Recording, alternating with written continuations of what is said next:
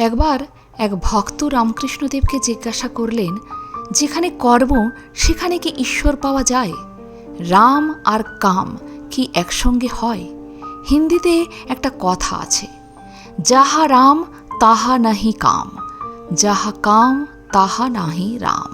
ঠাকুর বললেন, কর্ম সকলেই করে, তার নাম গুণ করা এও কর্ম।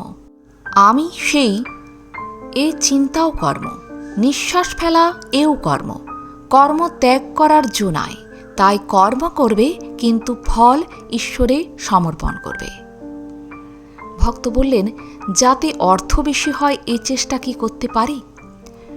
রামকৃষ্ণদেব বললেন, বিদ্যার সংসারের জন্য পারা যায়, বেশি উপায়ের চেষ্টা করবে, কিন্তু সদ উপায়ে। উপার্জন করা উদ্দেশ্য নয়, ঈশ্বরের সেবা করাই উদ্দেশ্য। টাকাতে যদি ঈশ্বরের সেবা হয় তো সে টাকায় দোষ নাই। ভক্তটি বললেন, আজ্ঞা পরিবারদের ওপর কর্তব্য কদিন? ঠাকুর বললেন, তাদের খাওয়া পড়ার কষ্ট না থাকে, কিন্তু সন্তান নিজে সমর্থ হলে তাদের ভার লোবার দরকার নাই। পাখির ছানা খুঁটে খেতে শিখলে আবার মার কাছে খেতে এলে মা ঠক্কর মারে।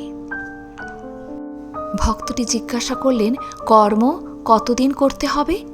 ঠাকুর বললেন, ফল লাভ হলে আর ফুল থাকে না। ঈশ্বর লাভ হলে কর্ম আর করতে হয় না, মনও লাগে না।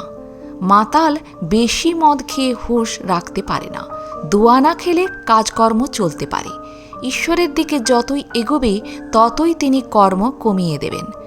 যেমন গৃহস্থের বউ অন্তঃসত্ত্বা হলে শাশুড়ি ক্রমে ক্রমে কর্ম কমিয়ে দেন।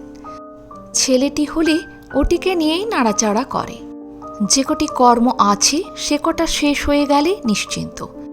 গৃহিণী বাড়ির রাঁধা বাড়া আর কাজকর্ম সেরে যখন নাইতে গেল তখন আর ফেরে না, তখন ডাকাডাকি করলেও আর আসবে না। ঠাকুর প্রণাম নিও। আজ এ পর্যন্তই। ভালো থাকবেন, সুস্থ থাকবেন।